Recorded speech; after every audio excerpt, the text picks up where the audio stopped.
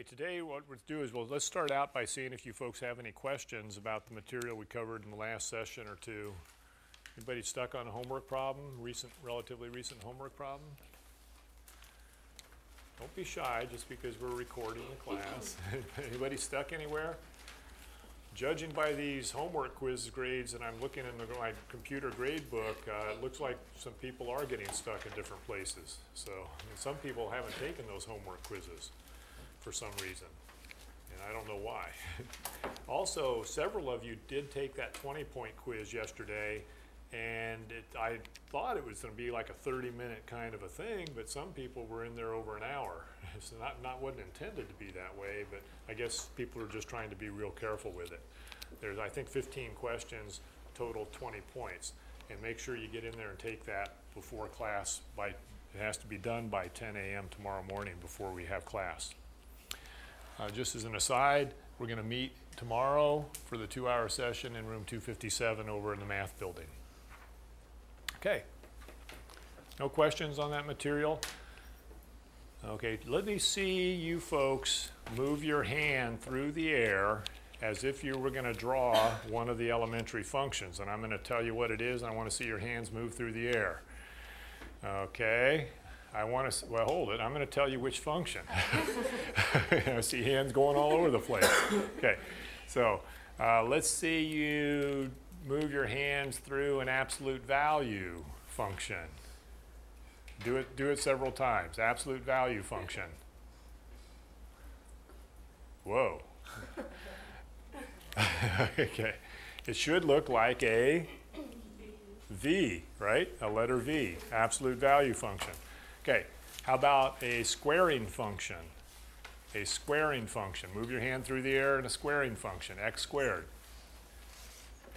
X squared. Okay, good. It's a U-shaped looking graph. Looks like this. It's got y-axis symmetry, doesn't it? Y-axis symmetry. Okay. Here's a karate move for you. Square root graph. The square root graph. Whoa. Square root graph. This is kind of fun. Looks like this, doesn't it?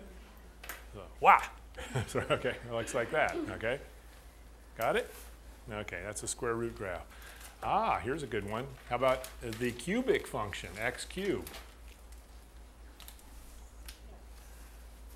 Do it several times through the air, x cubed. Okay. X cubed, off on the left, off on your left, it is going down, isn't it? Steep. So it comes up, goes through the origin, and then rises back up to the right, going steep up to the right. Okay? Like that. So it's an odd function, x cubed. Okay. Now let me show you something on the calculator screen, and all you have to do is take notes on this, real quick notes.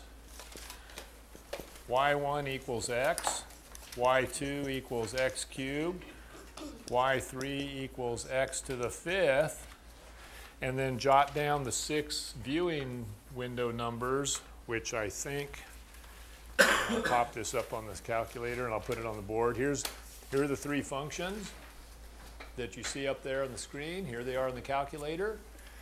And then if you go to the viewing window, what I did is just jot these 6 numbers down. Negative 1.5, 1.5, 1. This means I'm not going very far to the left or right, am I?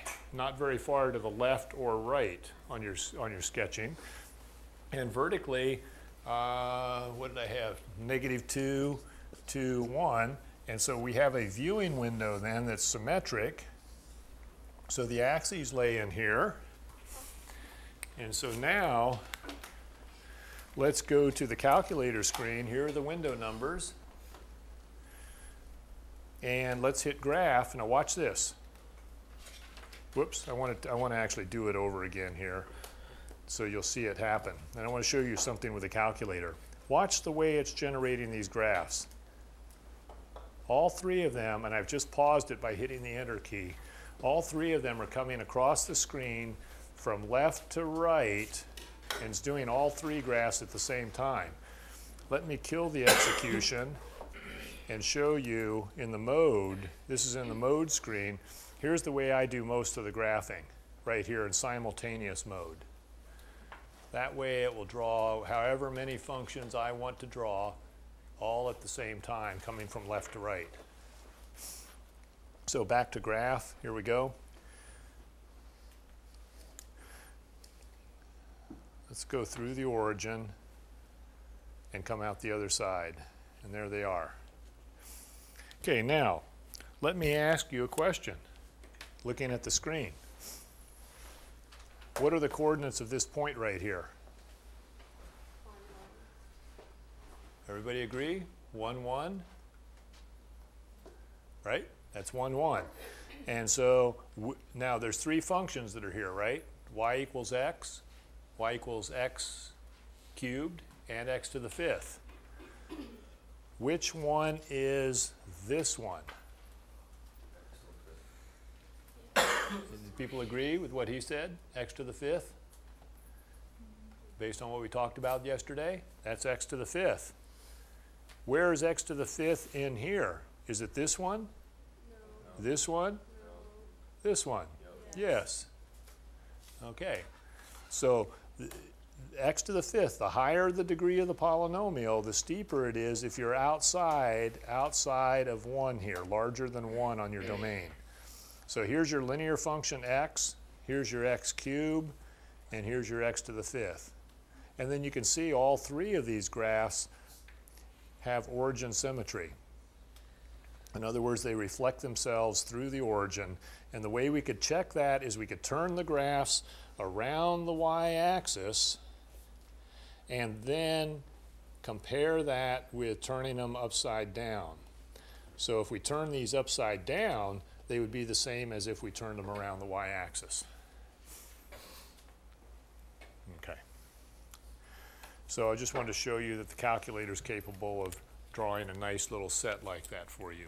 We could easily have done this with even-powered polynomials, couldn't we? Even-powered instead of odd. And I'll use the same window, and let me just change that real quickly. Why don't we go, how about y equals 1? That would be like x to the 0, wouldn't it? X to the 0. And then let's put an x squared in here. And an x to the, x squared. And here, x to the 4th. Even powered. And you see these y-axis symmetry even functions showing up here. We have x to the 0. Which one's this? X squared or x to the 4th? That's x squared, and x to the 4th is down here, a deeper U shape. Let me get rid of the x to the 4th and make it x to the 8th. Watch this, x to the 8th.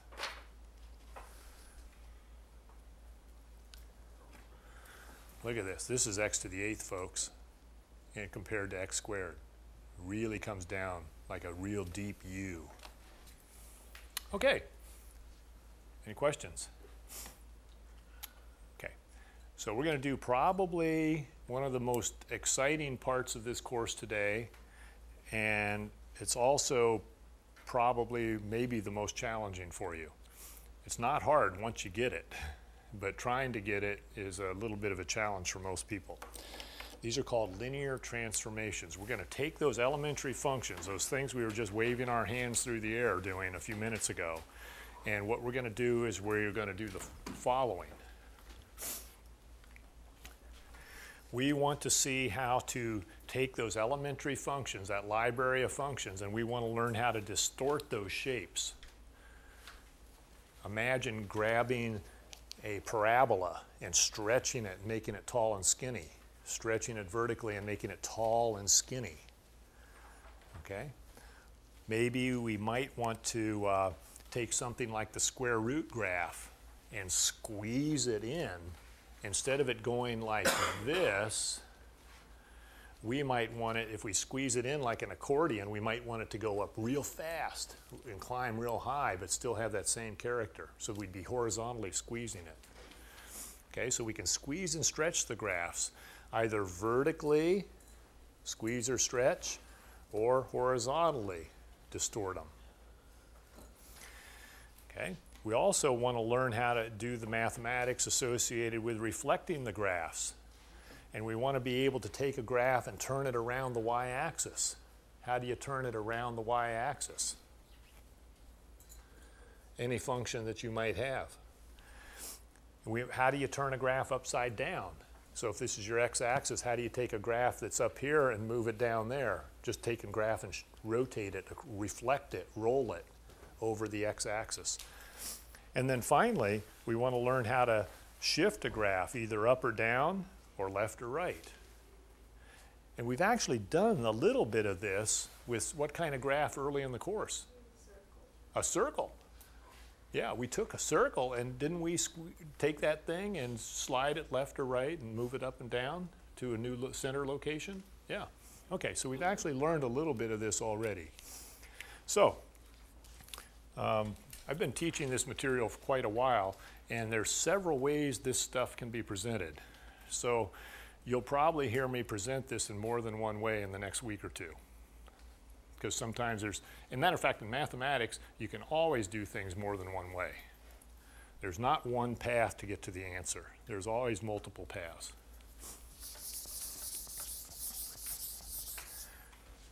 Okay, so let's start by distorting something simple. And the way I like to do this, you've heard me do this before, is I ask you how tall something is. How tall something is. So if I gave you a function, let's call it, let's stick with one of our simple elementary functions, f of x being called y, and let's let it be, oh, I don't care which one. Which one do you want to play with? One of those we just talked about a few minutes ago. The parabola? Okay, so that's our squaring function, x squared, right? How tall is this thing? It's whatever the input is squared tall, isn't it? It's x squared tall on the graph. And so we all have that in our head. That thing is x squared tall, isn't it? At any location x. It's x squared tall. Okay. Let's make it twice as tall. Right? You know, I'm almost 6'4". If I wanted to be twice as tall, I would multiply my height by 2, wouldn't I? 12'8". That would be very uncomfortable. Okay? Right? Wouldn't I multiply it by 2? Okay, so I'd multiply the height of the function by 2. And so that would be then, I'll go ahead and use color since we have it. And so I want to look at y equals 2x squared, twice as tall. Now I could draw that, and you could too. Everywhere you see a height here, like a little small height in here, we're going to make it twice that height. Instead of being this tall, it's going to be where that red dot is. Instead of being this tall over here, it's going to be twice that height there. Instead of being twice 0, what's twice 0? 0. Still 0. Still 0. And everywhere else is twice as tall. Twice this is there, right? So you're going to get a tall, skinny looking parabola. Still has, whoops, my drawing's a little off here.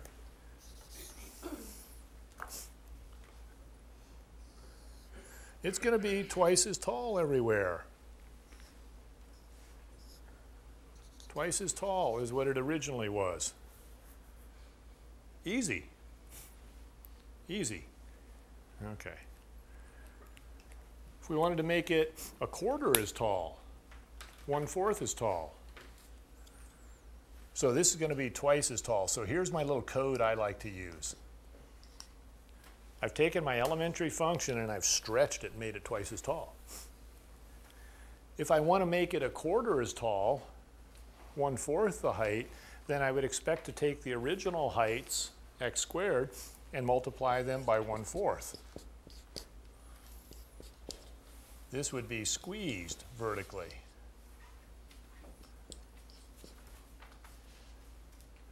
One-fourth as tall.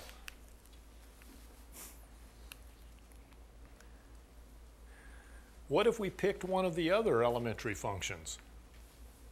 We've got a whole list of them, don't we? Whole list. Why don't you draw a sketch of a 3 times as tall x cubed?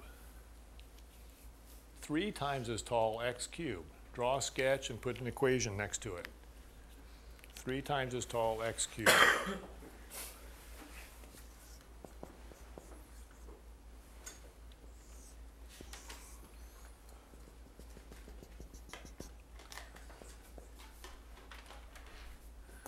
Three times as tall x cubed. So everywhere on your paper, you should show something that is 3 times as tall everywhere.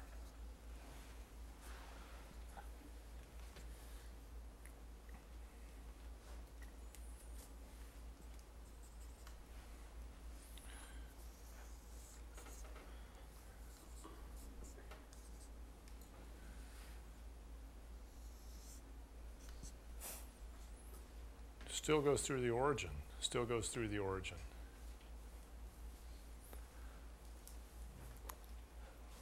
Okay, feel all right? Everybody good? Okay, not too bad. Not too bad. What variable were we messing with here? When you think about it, stretching or squeezing something vertically. Are we messing with x or are we messing with y? We're messing with y, aren't we? We're messing with a y variable, playing with it. Notice, like I said, there's several ways to explain this. Here's something I'd like to try. I used to do this, and then I kind of got away from it for a few years. Let me go ahead and try this with you. Think of this as the old function up here. The old function, the old elementary function. Similarly here.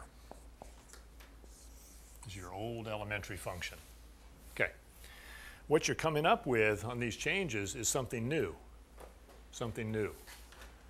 So, what we're going to do is we want to say, let's see what happens if we take this old y and let's make it twice. Let's take twice that old y and call that the new y. Call that the new y. Okay, so I'm going to take my old y readings. In this case, it was x squared, and over here, it was x cubed. I'm going to take those old y readings and multiply them by 2. So my transform then is, if I'm coming through with this old function, here's the old y, I'm going to replace it with a 2 times these old y's to get my new y. So my old y is going to be replaced with this new y reading divided by 2. So I look up here, here's my old y reading, isn't it? So the old y becomes the new y reading over 2, and that was equal to x squared. And now you multiply both sides by 2, and we get that the new y is twice the old y.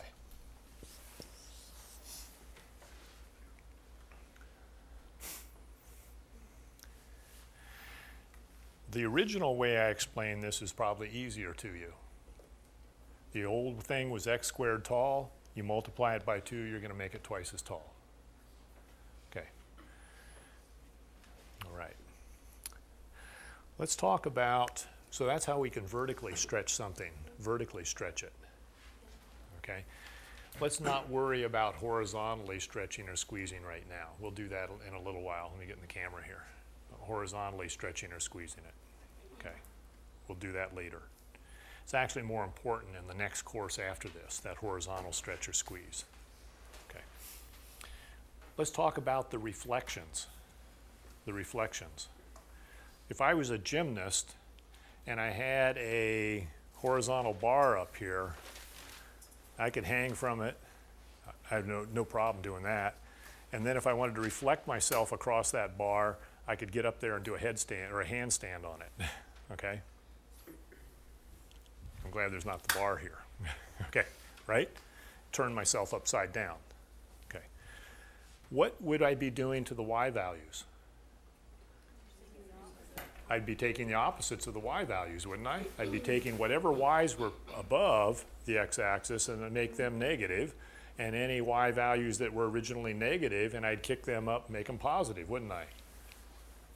Okay, so let's take our x cubed problem, or our x cubed function, and go ahead and use it as an example to work with.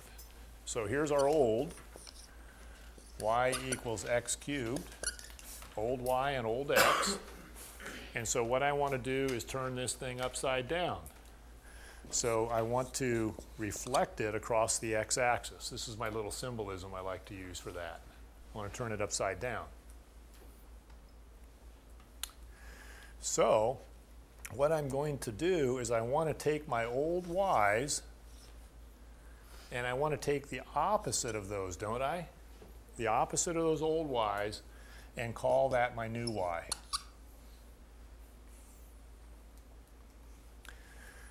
So if I multiply both sides of this by -1, the old y would equal the negative of the new y.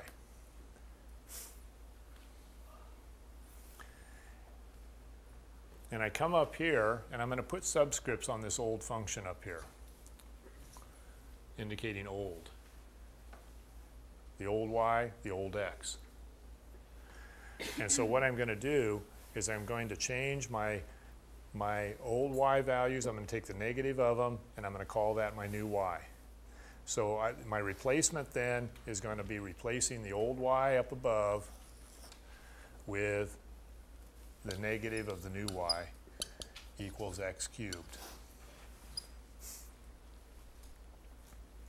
So we multiply through by -1, and we get that the new y values are these x readings cubed, and it's the negative of those. The negative of those. So what we have in our mind is we always have the old function, the x cubed function in our head, and what we're going to do is our new function, our new y, we're just going to write this typically as y equals minus x cubed now, forget the subscripts, is we're just going to take all these y's and they're going to make them negative. The positive y's become negative, and the negative y readings become positive. So we end up with a graph looking like this. This one goes up left and down right.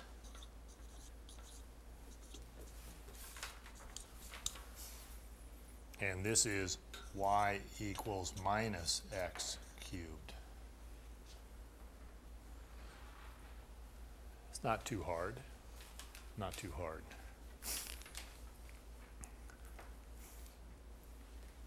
All right?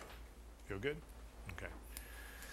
In the context of using function notation, let's play with this in the context of function notation. What we had was a function that was an original. Grab the eraser. We had the original function f of x, the old function here, equals x cubed.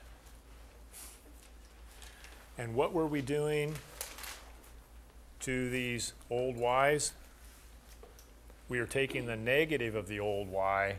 The negative of the old y here becomes our new y, doesn't it? The negative of the old y becomes our new y.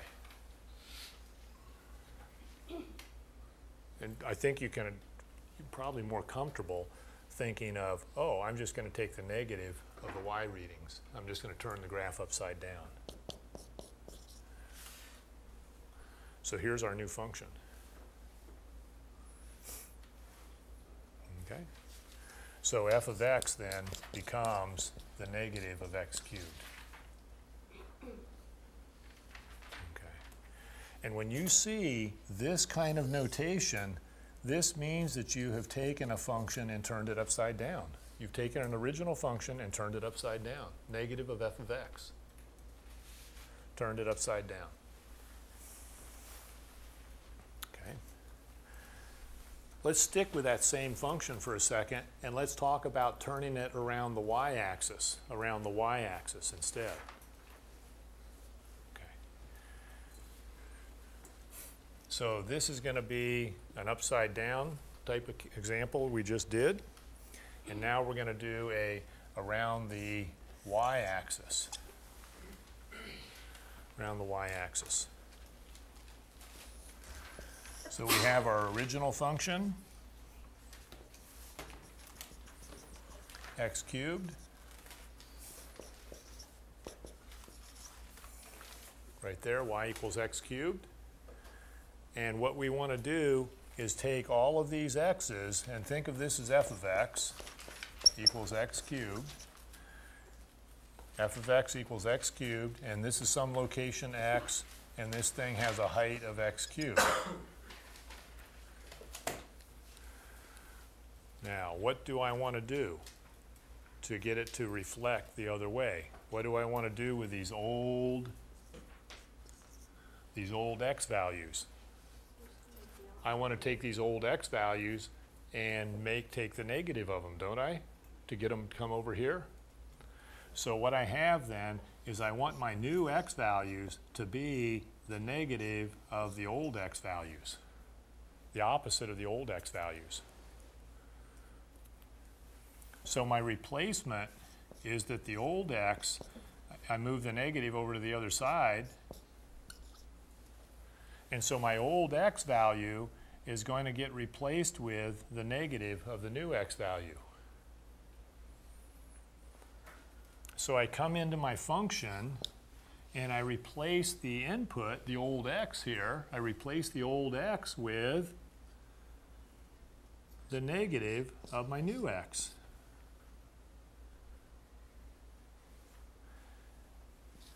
And over here on this side, it becomes the negative of x being cubed. I replace the old x with the negative of x. And this causes the graph to reflect across the y-axis.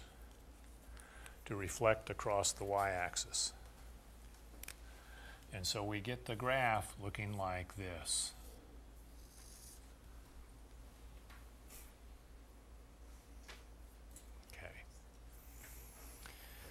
Okay. If you ever see some original function given to you, some original f of x, you have a picture of it. If you ever are asked to draw or explain what f of minus x is, all it is the original graph turned around the y-axis. The original graph turned around the y-axis. Always. Try not to forget that. It's easy. It'll be very easy for you. Okay. Now, the example I just picked here was x cubed, which has what kind of symmetry? Clearly origin symmetry. We know that from earlier. Okay? So x cubed has origin symmetry. And notice what happens here in the context of thinking of it in terms of transformations. If I take the original function and I turn it around the y-axis, I get this function. And here's the equation of it. F of minus x, right? In red, right there. F of minus x. And compare that red picture with over here, where we took the original same old function, the x cubed function, and we turned it upside down. Isn't this the negative of the original f of x? This is y equals minus f of x right here. This is the negative of the original function value, f of x. So negative f of x, the upside down picture, which we see here, matches the reflection over the y-axis here. And this takes us back to the understanding of an odd function. If you turn the graph upside down, if you turn it upside down,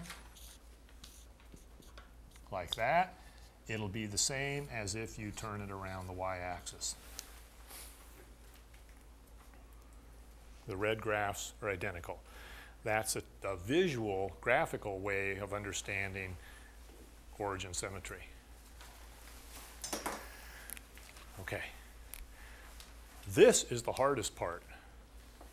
Shifting is not as difficult. So the distortions have to come first when you're trying to transform a function. You do the distortions first, and then you're going to shift it to the left or right or up or down. But you got that? You do the distortions or the reflections first, followed by the shifts. Always beginning by thinking of what? The elementary functions, that library of functions that are in your head. All right? Let's do something practical with it so you can kind of make some sense out of it. Let's take one of those we haven't played with today. Let's see. How about the absolute value? Okay, that V-shaped looking thing. Okay, let's take the absolute value. Okay.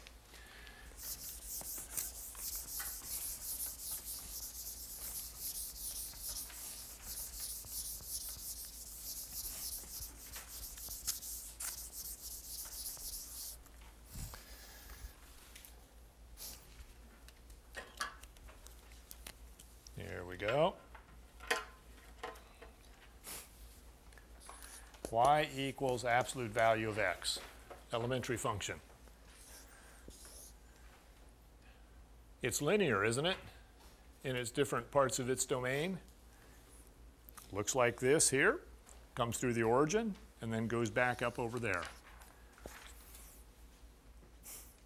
Domain is all real numbers, minus infinity to infinity, left and right. And its range goes from 0 at the bottom up towards infinity, up towards infinity. Okay. Let's shift this thing. How far to the right? How far do you want to go? Oh, come on, make it exciting. 100. Let's shift it 100 to the right. Okay? 100 to the right. So, what do we replace this old x with? Aren't we messing with x variable? Yeah, let's see. If I want, let's see. I want my new x to be 100 more than this thing, don't I? These old x's over here.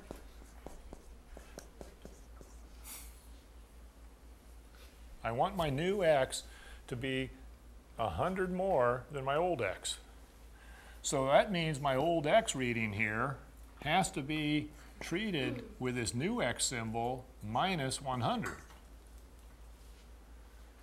I just solved that for the old x. And then I come up here to my original equation. Here's my old original. Here it is, the old original.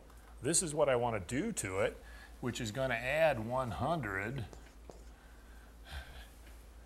All right, shift that thing 100 to the right. But what I need to do is I need to come in here and replace this old x. This old x, right here, is then going to be the new x minus 100.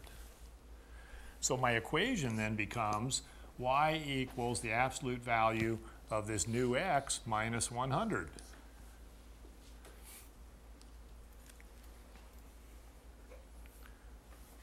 Remember on your circles earlier? You might have x minus 100, and which way did that circle go? 100 to the right. Okay, now you can sort of understand why it did that. When it was in that equation, it was x minus 100, and it actually shifted the circle 100 to the right. Okay. Feel good? While we're at it, why don't we shift this thing upward or downward? Let's go down. How far down? 50? 5? Down 55? Okay. So what are we going to do on y? We want our new y to be 55 smaller than the old y, right?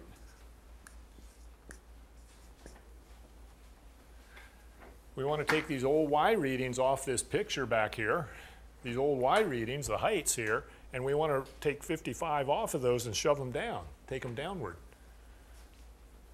So the old y has to be replaced with the new y, move the 55 over.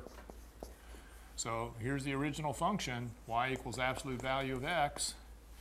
We take this old y and we replace this old y here, where am I pointing, with the new y plus 55, and that's got to equal the absolute value of x.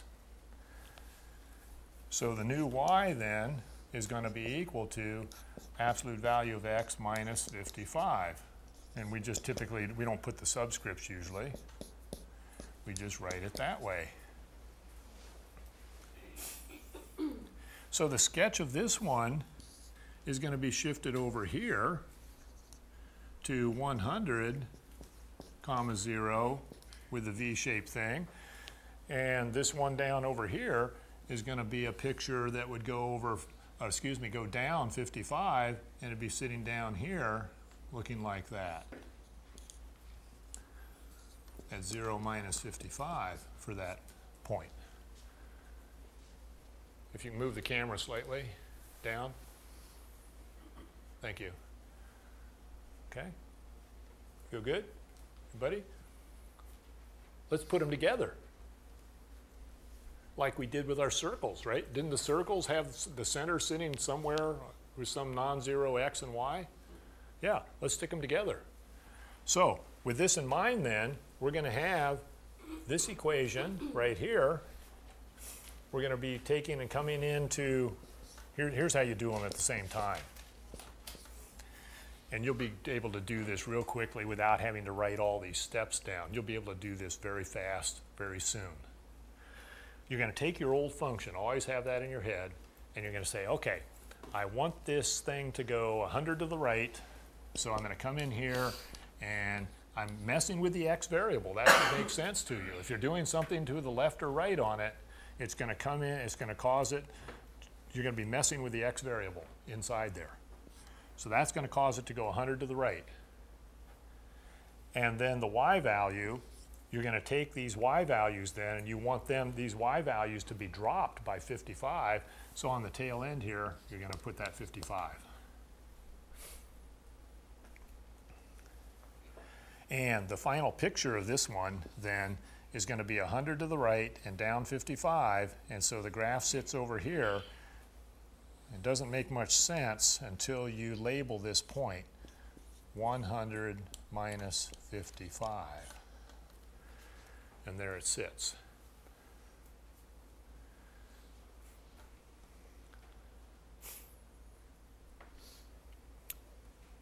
Okay.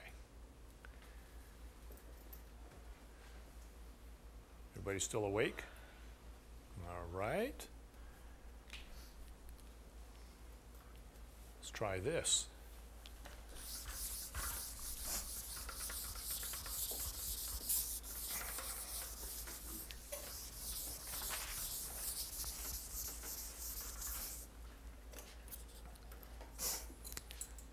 Let's take a parabola. I'm going to give you the sketch.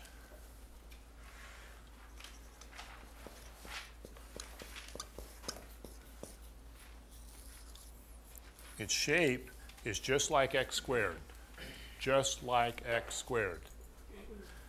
But it's been shifted. So write the equation of that.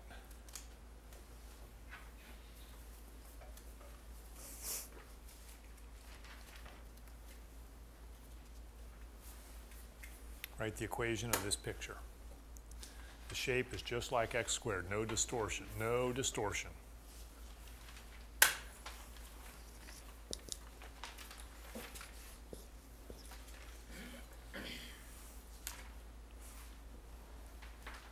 Here's part of it. And you help me fill in the blanks. What goes between the parentheses?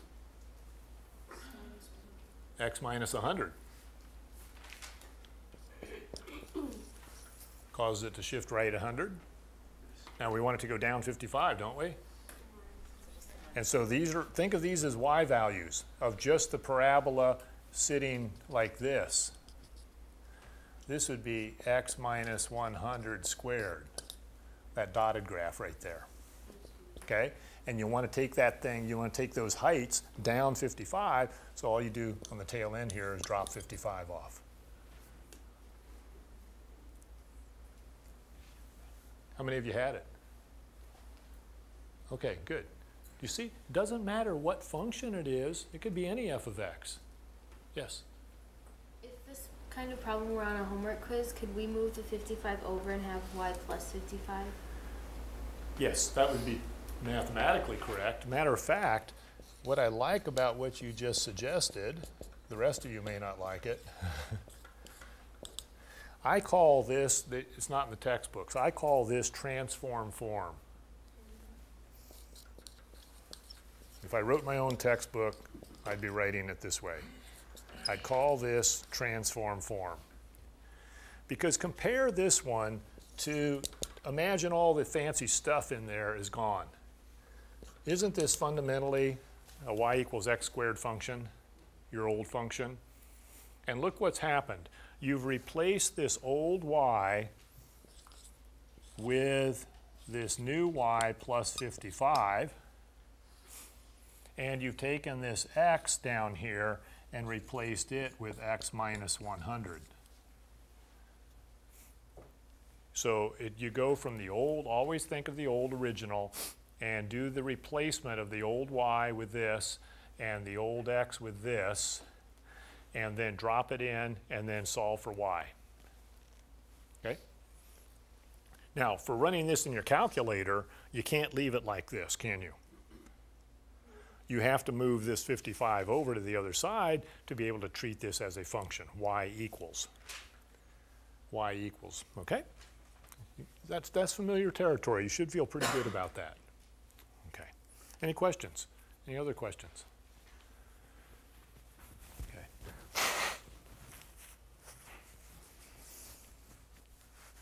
Shall we put them all together?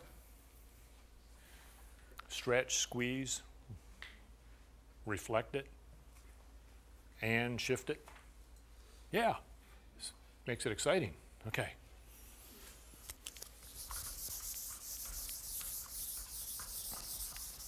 Oh, one more thing back here real quick. Be a good idea, let's say the question was, here's the picture, write the equation like the original question, and you write this down. It'd be a good idea to check it, wouldn't it? Wouldn't it be a good idea to check this thing, see if you really have it, match that picture? So if you came in and dropped in 100, look what happens. F of 100 is equal to, this disappears, doesn't it? At 100? Disappears here, and you're left with negative 55. That matches this point. That matches this point. Okay. F of 100 being negative 55 matches that point. Feeling pretty confident. Feeling pretty confident. Okay.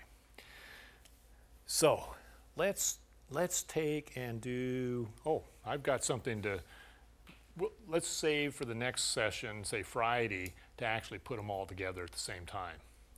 But let me take you back to beginning algebra in the context of this stuff. Here's one we have not played with today. Isn't that one of your old elementary functions called the identity function, y equals x? Let's double the height. If you double the height of it, isn't it going to look like, in red,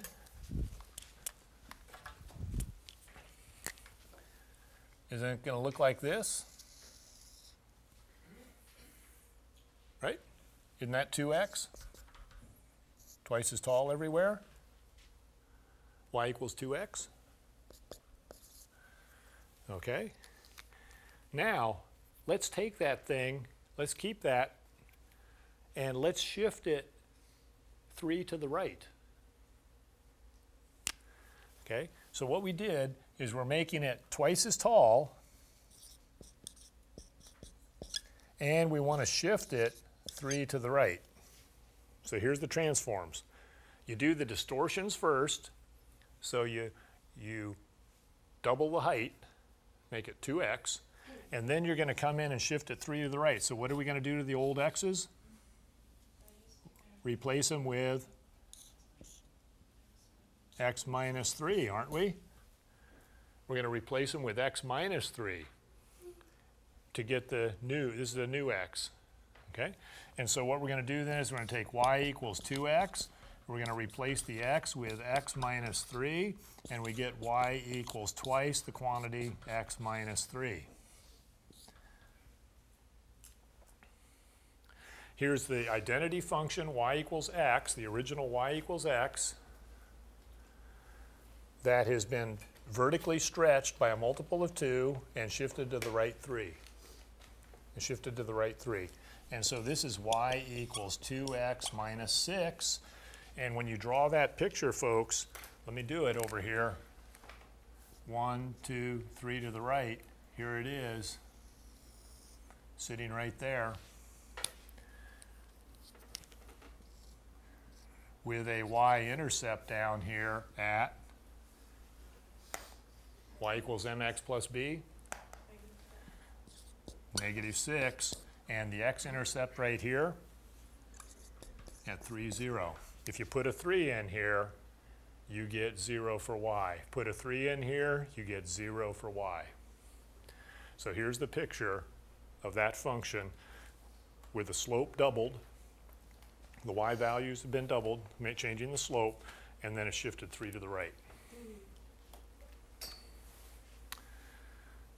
Okay, a way to see linear functions in a new light.